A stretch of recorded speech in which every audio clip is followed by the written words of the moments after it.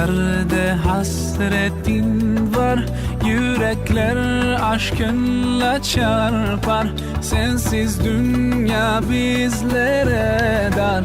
Selam sana ey kutlu yar. With submission, faith and patience, you conveyed the noble message, brought us light through your guidance. Peace be upon you, my beloved. Ya Habibi, Ya Muhammad, Ya Nabi, salam alayka. Ya Rasul, salam alayka. Ya Habib, salam alayka. Salawatullah alayka. Ya Nabi, salam alayka. Bismillahirrahmanirrahim. Assalamualaikum warahmatullahi wabarakatuh. Alhamdulillah, alhamdulillah rabbil alamin. Hamdan hamidin, hamdan syakirin, hamdan sabirin, hamdan yuwafi ni'mahu wa yukafi'u mazidah. Ya Rabbana lakal hamdu kama yanbaghi li jalali wajhika al-karim wa 'azimi sultanik. Allahumma salli ala sayyidina Muhammad wa ala ali sayyidina Muhammad kama sallaita ala sayyidina Ibrahim wa ala ali sayyidina Ibrahim fil alamin innaka Hamidum Majid. Subhanaka la ilma lana illa ma 'allamtana innaka antal alimul hakim. Qala rabbi shrah li sadri wa yassir li amri wahlul 'uqdatam min lisani yafqahu qawli. Amma ba'd. Alhamdulillah, pertama dan selama-lamanya marilah sama-sama kita mewafakkan setinggi-tinggi kesyukuran kepada Allah Subhanahu wa taala kerana Allah masih lagi memberikan kita nikmat kesihatan, nikmat iman, nikmat Islam, nikmat masa lapang, dan seterusnya. Allah masih lagi memberi peluang, ruang dan peluang kepada kita untuk duduk sama-sama dalam majlis ilmu, meneruskan pengajian berkitab kita. Kitab yang kita guna pakai adalah kitab Tawdihul Ghafilin, kitab peringatan bagi orang yang lalai, yang dikarang oleh Abu Laith Al-Samarqandi, Abu Laith Al-Samarqandi. Baik, maksud apa? 58 Abu Darda. Okey. Pada hari ini insya-Allah kita teruskan pengajian kita pada muka surat 658 pada bab fadilat menuntut ilmu, fadilatul ilmi, fadilat talibul ilmi, kelebihan dalam menuntut ilmu. Muka surat 658. Abu Darda radhiyallahu anhu berkata, wahai semua manusia, mengapakah saya perhatikan para ulama mati, sedang orang-orang yang bodoh dari kaum tidak suka belajar. Belajarlah kalian sebelum tercabut ilmu, sebab tercabutnya ilmu itu ialah dengan matinya para ulama. Abu Darda radhiyallahu anhu berkata, wahai sekalian manusia. Abu Darda sahabat Rasulullah sallallahu alaihi wasallam, seorang yang muhaddithin, orang yang banyak hafal hadis, orang yang bersama dengan Rasulullah, sahabat Rasulullah. Beliau berkata, wahai sekalian manusia, mengapakah saya perhatikan para ulama mati, sedang orang-orang yang bodoh dari kaum tidak suka belajar. Berlakulah pada hari ini, ulama-ulama sekalian ramai mati, ramai ulama-ulama ditarik ataupun telah meninggal dunia, telah bertemu dengan Allah Subhanahu wa taala. Tapi pada masa yang sama, orang yang jahil, orang yang malas nak mengaji, orang yang tak ada ilmu, orang yang tak suka belajar, ramai daripada mereka ni orang yang bodoh dan kaum yang tak suka belajar. Dahlah ramai ulama mati, umat malas pula nak belajar, umat ramai yang jahil. Jadi pesan dia, belajarlah kalian sebelum tercabut ilmu, sebab tercabutnya ilmu itu dengan matinya para ulama. Jadi kehilangan mutiara-mutiara ilmu daripada ilmuwan-ilmuwan Islam, daripada dada-dada ulama. Macam mana tercabut ilmu itu? Bukan terkeluar ilmu daripada dada itu kan. Maksudnya apa? Dimatikan para ulama, ramai para ulama, ustaz-ustaz, tok guru, orang yang alim, orang yang berilmu meninggal dunia. Bila dia meninggal dunia, dia bawa lah sekali apa yang ada dalam ilmu dia tu, apa yang ada dalam dada dia, apa yang ada dalam pemikiran dia, apa yang ada dalam ilmu yang dia kuasai. Dan banyaklah ulama yang dah meninggal kan, bawa sekali ilmu ni. Dan orang yang tak ada nak mengaji ni, tak sempat nak belajar, tak sempat nak jadi ulama, tak sempat nak ambil, nak korek rahsia ataupun nak korek ilmu daripada dada-dada ulama. Abdullah bin Amru, teruskan Abdullah bin Amru radhiyallahu anhu berkata, Rasulullah sallallahu alaihi wasallam bersabda, dan berkaitan dengan ulama ni, dimatikan para ulama ni, Rasulullah dah bersabda dah bagi tahu dalam hadis.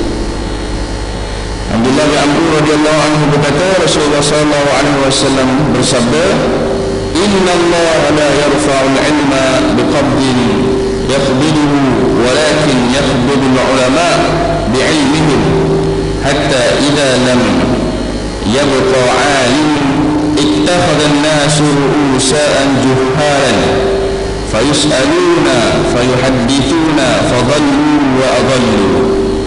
Qala Rasulullah, dan sekali lagi, Inna Allah la yarfa'ul ilma biqabdin yaqbiduhu walakin yaqbidul ulama.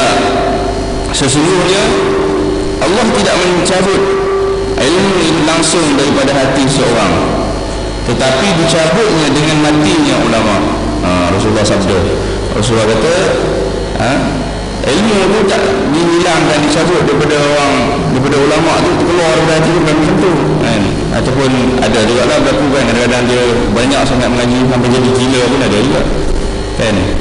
Tapi kebanyakannya Allah cabut ilmu tu, Allah hilangkan penguasaan satu-satu ilmu tu dengan mematikan para ulama, orang yang berilmu, orang yang alim dalam sesuatu bidang tu kan. Matinya tok guru pondok, matinya ulama-ulama yang sentara sekalian yang terbaru ni ramai kan, yang mengajar kat sini sendiri, Ustaz Yazid, kemudian tok guru yang ada kat Malaysia, tok guru dia yang ada di antarabangsa, mereka antarabangsa pun apa, Dr. Abdul Karim Zaidan kan, antara yang baru meninggal. Sebelum-sebelum ni ramai lagi, Dr. Ramadan Al-Buti, waktu yang kat Mekah tu siapa, Syekh Husni Tamrin, antara orang yang berilmu lah, yang mengajarkan ilmu kepada masyarakat, yang memanfaatkan ilmu yang ada pada dia tu, menguasai keseluruhan ilmu tu, diangkat ataupun telah meninggal dunia. Maka tercabutlah ilmu tu daripada kita kan. Tak dapatlah kita nak bertalaki lagi, nak mengaji lagi dengan dia. Baik, sesungguhnya Allah tidak mencabut ilmu itu langsung dari hati, tetapi dicabutnya dengan matinya ulama. Sehingga bila tidak ada orang alim, dia kata, hatta idza lam yabqa alimun ittakhadha an-nasu usa juhalan. Maka apabila tidak ada lagi orang alim, maka orang-orang yang mengangkat pemimpin-pemimpin, maka orang-orang ini akan mengangkat pemimpin-pemimpin yang bodoh. Idza lam yabqa alimun, bila tak ada orang alim, tak ada ulama, Rasulullah kata, ittakhadun nasu ru'asa'an juhalan. Ketua-ketua mereka ni daripada orang yang bodoh, orang yang tak ada ilmu, orang yang jahil, orang yang mempunyai masalah dari bidang pengajian dia. Fayus'aluna fayuhaddithuna fadallu wa adallu. Lalu mereka bertanya dan ditanya dan dijawab. Jadi bila kita tanya kepada pemimpin ni, maka tersesatlah mereka dan menyesatkan. Rasulullah kata, nanti bila mana ulama dah ramai mati, ramai meninggal dunia, maka ramai orang yang jahil, orang yang tak berilmu, orang yang bodoh, yang tak menguasai ilmu ni, diangkat menjadi pemimpin. Berlakulah sekarang ni kan, berlaku tak berlaku ni? berlakulah orang yang diangkat sebagai ketua dalam satu-satu tampuk kepimpinan orang yang jahil, yang difokuskan jahil dalam bidang agama lah. Maksudnya dia tak tahu berkenaan dengan syariat, tak tahu berkenaan dengan hukum hakam, tak tahu berkenaan dengan siasat syariah berkaitan dengan politik Islam. Bila diangkat sebagai pemimpin itu sepatutnya harus mempunyai ilmu, harus menguasai berbagai bidang ilmu, terutamanya bidang-bidang yang berkaitan dengan hukum hakam, kan? Apa hukum buat sesuatu perkara ni dalam bidang ataupun dalam pandangan Islam, halal ataupun haram, kan? Buat sesuatu perkara ni okey, baik ataupun tidak. Maksudnya perlu ada kepada ilmu itu untuk menjadi satu asas panduan kepada kepimpinan tersebut, kan? Tapi bila mana orang yang jahil diangkat menjadi pemimpin, maka Rasulullah kata fadallu wa adallu, mereka ni sesat lagi menyesatkan. Timbullah macam-macam masalah, kan? Bila mana buat sesuatu peraturan yang tidak mengikut peraturan Allah, buat satu panduan tidak mengikut panduan yang telah digariskan oleh Islam, buat satu perkara tidak mengikut syariat ataupun batas-batas yang telah digariskan, maka wujudlah perkara-perkara yang melanggari batas dalam satu kehidupan seorang Muslim yang sebenar, kan? Buat perkara-perkara yang berlanggar dengan syarak, buat perkara-perkara yang syubhah, buat perkara-perkara yang haram. Jadi menjadi satu kerugian kepada masyarakat tersebut. Masyarakat diperbodohkan pula, kan, oleh pemimpin-pemimpin yang tak pandai ni, kan, kurang cerdik ni, kan. Jawapan yang diberikan pun selalunya kurang cerdik juga, kan. Selalu kita dengar, kan, okay, kalau tak nak bayar tol, jalanlah jalan yang tak ada tol, kan. Kalau tak nak kalau tak nak harga ayam mahal, makanlah ikan. Kalau tak nak makan ikan mahal, makan apa? Makan apa yang murah, kan? Makan kangkung. Jadi macam-macam lah, kan? Itu jawapan daripada orang pemimpin-pemimpin yang tak menggunakan ilmu dia dengan sebenar, kan? Diangkat pemimpin-pemimpin yang bodoh ini menjadi kepimpinan, maka tersesat dah, sesat dan menyesatkan. Na'udzubillah min zalik.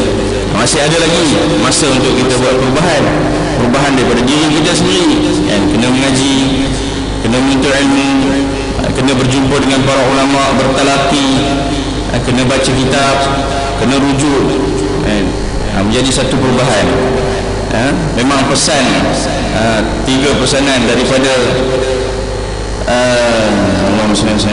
Syekh Badi'uz Zaman Said Nursi pun, 3 pesanan dia pun berkaitan dengan ilmu dia, kan? Supaya umat pada masa ini, umat yang abad sekarang ni, kan, mengelakkan daripada 3 perkara. Syekh Badi'uz Zaman Said Nursi, seorang pemikir ataupun pelopor gerakan Islam di Turki, kan? Yang pertama dia kata umat Islam ni perlu elakkan daripada diri dia jadi jahiliyah, orang yang jahil, kan? Elakkan diri ni jadi orang bodoh. Maksudnya sentiasa menuntut ilmu, hulun, kan? Usaha untuk menjadi orang yang sentiasa ada ilmu, bidang ilmu apa-apa saja, kan? Mengaji, kan? Ataupun fokus pada satu bidang pun tak ada masalah, kan? Yang kedua, pesan dia supaya jangan jadi asabiyah, bila dah jahiliyah, asabiyah pula, kan? Dia jahil, kemudian asabiyah pula berpuak-puak, kan? Melayu dengan Melayunya saja, Jawa dengan Jawanya saja, kan? Apa lagi, Banjar dengan Banjar dia, Kulaan ni, ataupun orang kulit hitam dengan kulit hitamnya, orang Malaysia dia. Jadi tak ada persempadan perkauman kat situ. Maksudnya kalau dia seorang Muslim, dia seorang Islam, kita terima dia sebagai orang yang bersama dengan Islam. Yang ketiga, jangan jadi fakir.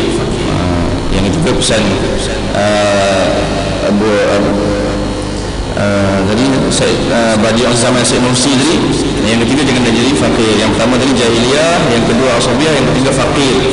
Fakir ni miskin daripada ilmunya, miskin daripada duit dia, keuangan dia, miskin daripada sudut adab dan akhlak dia. Jadi kesimpulannya kita kena menuntut ilmu. Baik, teruskan. Jadi sesungguhnya Allah tidak mencabut ilmu langsung dari hati orang, tetapi dicabutnya dengan matinya ulama, sehingga bila tidak ada lagi orang alim, maka orang yang mengangkat pemimpin-pemimpin ini adalah daripada kalangan yang bodoh. Lalu mereka ditanya dan dijawab, maka tersesatlah mereka dan menyesatkan. Abdullah bin Al-Mubarak ketika ditanya, andaikan kamu diberi wahyu bahawa kamu akan mati pada petang hari ini, maka apakah yang akan kamu kerjakan pada hari ini? Jawabnya, saya akan menuntut ilmu. Abdullah bin Al-Mubarak ni ketika ditanya kan, andainya dia tahu bila waktu dia nak mati, dia diberi wahyu kan, maksudnya dia tahu bila dia nak mati kan? Maksud dia dah dekat dah nak bertemu dengan Allah SWT, dia tahu dah kan, mati dia petang tu. Maka apakah yang akan dibuat waktu sekarang nak mati ni kan? Dia kata pergi menuntut ilmu. Dia jawapan pada para ulama kan, dia nak meninggal dunia pun dia masih lagi menuntut ilmu. Dan ini pun memang berlaku kan dengan ulama-ulama kita masa sekarang, zaman sekarang ni.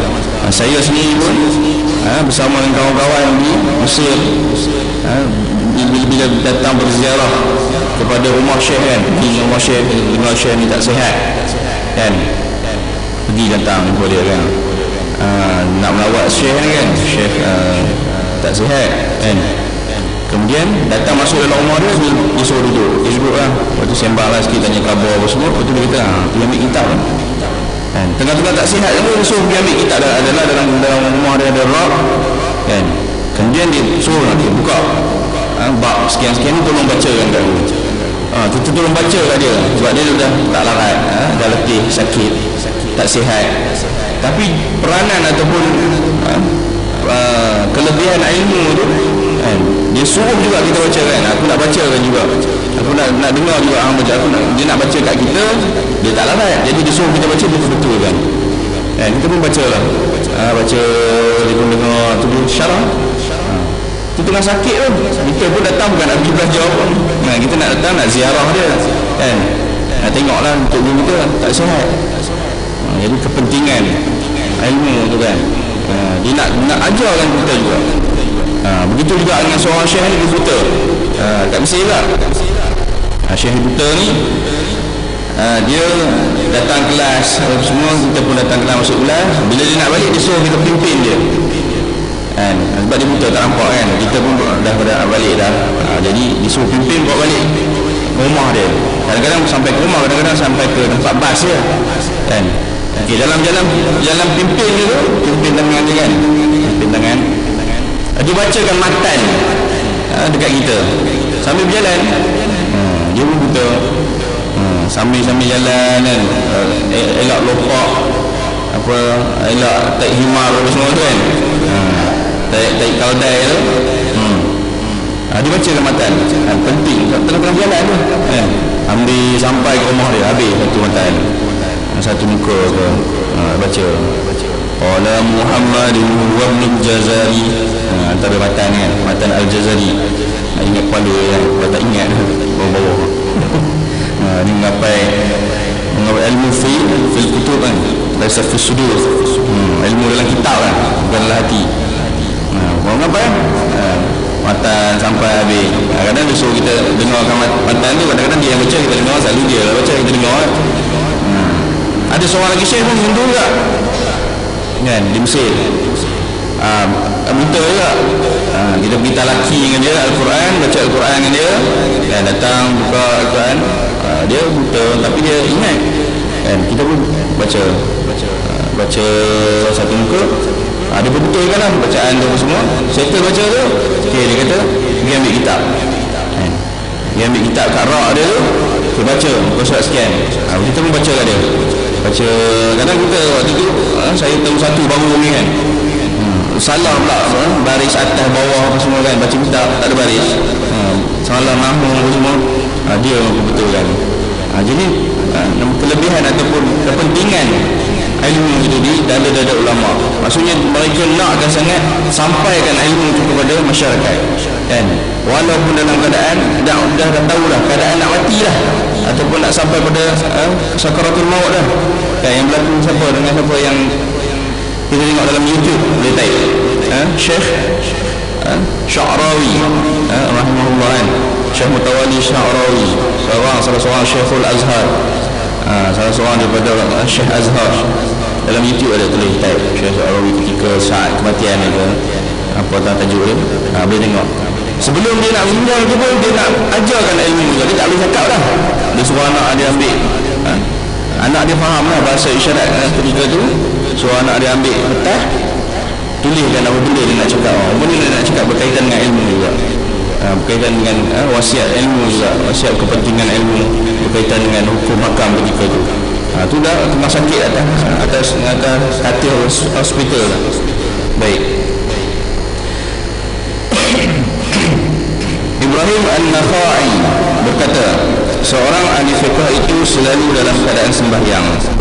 Ketika ditanya bagaimanakah yang demikian itu, jawabnya, sebab kamu selalu dapatkan ia berzikir kepada Allah dalam melaksanakan yang halal atau meninggalkan yang haram. Abdullah Al-Nakhai berkata, seorang ahli fiqh itu, ahli fiqhnya ahli ilmu lah, dia selalu dalam keadaan sembahyang. Maksud dia sembahyang ni dalam keadaan sentiasa dalam keadaan macam mana? Takkan sentiasa sembahyang kan, 24 jam sembahyang kan. Jadi bilang kat situ, bagaimana yang demikian itu? Kenapa kamu kata ahli fiqh sentiasa sembahyang? Orang yang berilmu ni selalu macam sembahyang, macam solat kan. Dia kata, bagaimana yang demikian itu kan? Jadi kenapa orang kata, kamu kata orang ahli fiqh ni sentiasa sembahyang? Jawabnya, sebab kamu selalu dapatkan ia berzikir kepada Allah dalam melaksanakan yang halal dan meninggalkan yang haram. Jadi sebab apa dalam keadaan sembahyang dia misalkan seolah-olah macam sembahyang, sentiasa duduk dalam keadaan beribadat kepada Allah. Sebab ahli fiqh ni dia selalu melaksanakan ataupun dia selalu melaksanakan yang halal dan meninggalkan yang haram. Dengan ilmu dia tu, dia boleh melaksanakan sesuatu perkara tu ikut landasan dia yang halal kan. Dia tahu okey ini halal dengan ilmu fiqh dia, ilmu yang dia ada tu dapat membezakan okey perkara yang kita nak buat ni, buat satu-satu contoh kenduri kan, kenduri ni halal ke haram ke syubhah ke macam mana. Tengok dia buat pengkajian, kenduri ni sembelih kambing ke contoh, lembu ke, cukup umur dia kan, cara sembelih dia sah, lembu ni didapatkan dengan cara yang halal, beli dengan duit yang halal apa semua. Jadi menurut hukum fiqh dan sebagainya. Jadi kehidupan dia tu berlandaskan kepada perkara-perkara yang dia ketahui halal dan haram. Jadi digambarkan orang yang ahli ilmu ini, ahli fiqh yang sentiasa mengikut hukum-hukum syariat ini, macam dia sembahyang selalu, macam dia sentiasa bersolat, macam dia sentiasa bersembahyang. Seolah-olah seperti itu. Maksudnya dia sentiasa dalam keadaan berzikir kepada Allah SWT. Dia kata kat sini kan, dalam melaksanakan yang halal dan yang haram. Jadi perkara apa yang dia nak lakukan pun dia dah rujuk dah. Okey, sekarang ni kita nak buat satu program, camp remaja contoh. Okey, jadi camp ni mesti diisi dengan program-program yang ada batas-batasan dia kan, lelaki perempuan diasingkan contoh kan. Lepas tu penekanan daripada sudut pemakaian, peserta-peserta tak dibenarkan pakaian-pakaian yang menjolok mata kan.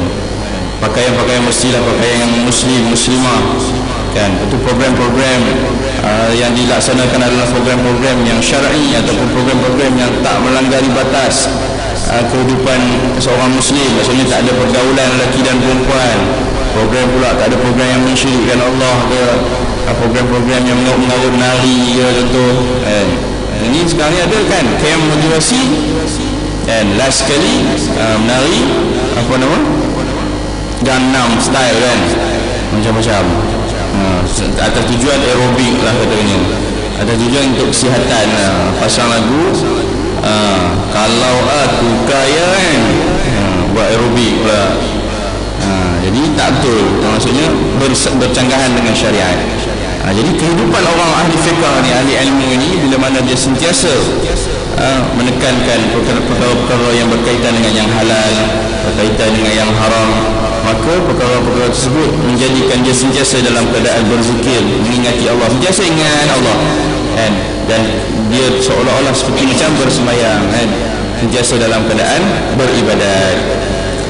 Ulama sebagai pelita pada masanya dapat menjadi penerangan bagi orang-orang pada masanya. Ulama ini macam pelita lah, ataupun macam lilin, ada yang kata macam lampu, macam matahari ikutlah. Dan pada masanya dapat menjadi penerangan. Jadi bila ada ulama ni, dia akan memberi penjelasan, penerangan berkenaan dengan ilmu pada masanya, pada masyarakat. Salim bin Abil Ja'ad berkata, pertama saya dibeli oleh majikanku dengan harga 300 dirham. Kemudian aku dimerdekakan. Lalu saya tanya pada diriku, pekerjaan apakah yang akan saya kerjakan? Kemudian saya pilih mencari ilmu. Maka tidak lama daripada itu, tiba-tiba raja, amir ataupun pemerintah datang ke rumahku berziarah kepadaku, tetapi tidak aku terima. Sekali Salim bin Abdul Ja'ad berkata, pertama saya dibeli oleh majikanku dengan dia dibeli, dia seorang hamba saya, hamba lah, dibeli oleh majikan dia lah, ketua dia, dengan harga 300 dirham. Kemudian dia dimerdekakan. Lepas dia beli oleh seorang majikan itu, dia dimerdekakan daripada hamba saya, dimerdeka, kan? Kemudian dia tanya, bila dia tanya kepada dia, kenapa dia dah lepas dia dah dimerdekakan, dah tak jadi hamba ni, tak jadi hamba kepada dia punya majikan dia, apa benda dia nak buat? Dia kata dia nak tuntut ilmu dulu. Dia pilih untuk mencari ilmu, kan? Dia punya seronok mencari ilmu dia, dia punya istiqamah dia dalam mencari ilmu dia, sehingga datang ketua pemerintah ketika itu, amir ni pemerintah lah, ataupun raja ketika ke rumah dia untuk berziarah, nak ziarah dia aja, ataupun dia punya majikan dia tu lah, nak datang ziarah pun dia tak terima, sebab dia tengah dia nak belajar, kan? Ataupun dia nak menuntut ilmu, masa dia nak habiskan dengan menuntut ilmu, kan? Jadi orang nak datang ziarah pun dia kata tak boleh, kan? Tak payahlah ziarah tu semua, kan? Aku nak belajar, sebab dia dah merdeka lah, kan? Jadi dia tak terikat dengan majikan dia. Jadi majikan dia nak datang ziarah pun dia tak nak, dia nak menuntut ilmu, kan? Walaupun dia seorang hamba, bila dia menuntut ilmu, dia akan lebih baik lagi, lebih mulia lagi, kan? Macam mana, kan, hamba-hamba yang ada pada zaman Rasulullah, kan? Bilal bin Rabah antaranya, kan? Seorang hamba, tapi orang yang duduk dengan Rasulullah, menuntut ilmu dengan Rasulullah, orang yang berilmu, kan? Orang yang tahu berkenaan dengan ilmu hukum hakam dan sebagainya, antara ahli suffah, ahli yang duduk dalam Masjid Nabawi tu, kan, belajar dengan Rasulullah. Bila Rasulullah ada, Rasulullah buat penyampaian ilmu, dia berada kat situ, kan? Abu Hurairah antaranya lagi, Abi Darda dan sebagainya. Baik, muka surat 660 seterusnya. Saleh Al-Murri ketika masuk kepada Amirul Mukminin dipersilakan duduk dan diberi sandaran bantal. Lalu Saleh berkata, Al-Hasan telah berkata dan benarlah keterangan oleh Al-Hasan. Lalu ditanya Amirul Mukminin, apakah yang dikatakan oleh Al-Hasan? Jawabnya, Al-Hasan berkata, ilmu itu menambah tinggi kedudukan orang yang mulia, bangsawan, dan menaikkan hamba ke peringkat orang-orang merdeka. Kalau tidak demikian, maka siapakah Saleh Al-Murri untuk dapat duduk dekat dengan Amirul Mukminin dan bersandar dengan bantainya kalau bukan kerana ilmu? Okey, sekali. Saleh Al-Murri ketika masuk kepada Amirul Mukminin, Saleh Al-Murri ini seorang ulama lah, seorang yang berilmu. Bila dia dah masuk bertemu dengan Amirul Mukminin ataupun ketua khalifah ketika itu, dia dipersilakan duduk dan diberikan sandaran bantal. Maksudnya dia datang masuk jumpa dengan Amirul Mukminin, pemerintah ni, masuk istana lah. Sebagai contoh, Saleh Al-Murri masuk istana ketua negara itu, istana ke pejabat pemerintahan ke apa, dia diberi kat satu tempat duduk yang istimewa, duduk sebelah ketua kan, duduk pada bantal yang empuk, duduk pada kerusi yang sedap, duduk pula dalam keadaan yang selesa, dia dipersilakan duduk, jemput duduk kan. Kemudian Al-Hasan telah berkata, betul dia kata solat al-Maghrib ni, tiba-tiba dia kata betul lah. Al-Hasan kata, itulah betul lah, Hasan kata benar lah, betul lah apa yang telah dikatakan oleh Al-Hasan. Kemudian Amirul Mukminin tanya, dia dengar solat al-Maghrib ni kata macam tu. Dia kata, Amirul Mukminin ni bertanya, apakah yang dikatakan oleh Al-Hasan kan? Apa benda yang Al-Hasan cakap kan? Tiba-tiba orang kata duduk kat sini, betul lah, benar lah apa yang Al-Hasan kata. Jadi Amirul Mukminin kata, apa benda yang benar, apa yang betul. Kemudian dia kata, jawabnya, Al-Hasan berkata, ilmu itu menambah tinggi kedudukan orang yang mulia. Maksudnya dengan ilmu ni Allah tambah lagi darjat kan? Allah tambah lagi kedudukan seseorang tersebut kan? Dia akan dimuliakan, dia akan menjadi tetamu, dia akan dihormati, dia akan diraikan, dan menaikkan hamba ke peringkat orang-orang yang merdeka. Dan dia sekiranya dia seorang hamba, dia tapi berilmu, dia akan kadang-kadang dimerdekakan ataupun diberikan satu pelepasan daripada hamba dia. Kalau tidak demikian, maka siapakah solat al-Maghrib untuk dapat duduk dekat dengan Amirul Mukminin? Kalau tidak, siapalah solat al-Maghrib ini kalau bukan kerana ilmu, nak masuk ke tempat ketua kerajaan ataupun pemerintah ketika itu, nak duduk pula dekat dengan atas bantal yang disebutkan tadi kan, atas kursi yang empuk, bantal yang enak. Jadi kerana ilmu lah dapat duduk solat al-Maghrib ini daripada dengan Amirul Mukminin, dekat dengan Amirul Mukminin dan bersandar dengan bantalnya, kalau bukan kerana ilmu. Jadi kepentingan ilmu itu kan akan menaikkan darjat seseorang mukmin itu, seorang muslim itu, seorang hamba tersebut kan. Seterusnya Al-Musayyab dari Abu Bakar dari Aun bin Abdullah berkata, seorang datang kepada Abu Dzar radhiyallahu anhu dan berkata, saya ingin belajar ilmu tapi saya khawatir tidak dapat melakukannya. Jawab Abu Dzar, camkanlah. Camkanlah, jika bersandar pada ilmu lebih baik daripada bersandar pada kebodohan. Ketahuilah, camkanlah ni, ketahuilah jika bersandar pada ilmu itu, jika berada pada ilmu itu, menuntut ilmu itu lebih baik daripada bersandar pada kebodohan, daripada kita berada pada kebodohan. Kemudian orang itu pergi kepada Abu Darda dan dijawab serupa dengan jawapan Abu Dzar. Dia pergi pula jumpa dengan Abu Darda.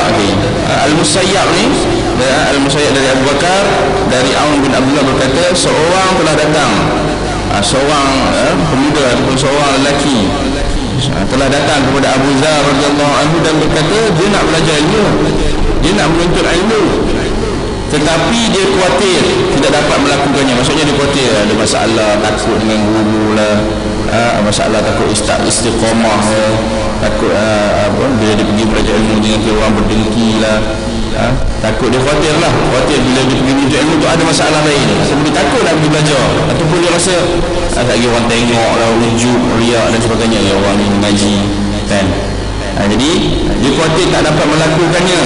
Jadi Abu Dzar kata, ketahuilah jika kamu bersandar kepada ilmu itu lebih baik daripada kamu bersandar kepada kebodohan. Maksudnya pergi mengaji itu lebih baik daripada kamu terus dalam keadaan jahil. Abu Dzar kata kat dia, kamu pergi mengaji itu lebih baik lagi, lebih bagus lagi, kamu kena beranikan diri kan? Jangan fikirkan tentang khawatir masalah-masalah yang takuti itu. Sebaliknya kamu pergi belajar itu lebih baik lagi daripada berada terus dalam keadaan jahil. Lebih baik lagi kamu belajar ilmu berada dalam keadaan menuntut ilmu itu daripada terus berada dalam kebodohan, dalam kejahilan.